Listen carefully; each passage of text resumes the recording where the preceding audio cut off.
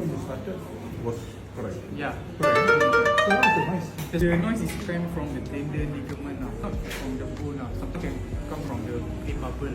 Usually, if it sounds quite often from the scarring between the joint, right? There's a tendon hit the meniscus. So this is the bone, right? So there's a meniscus. When you twist and it hit the meniscus, then there's a swell. So for a while, right? Now it will subside. It grows some scarring. After it's recover, you feel like but you can do a lot of massage here. Just to soften the scar.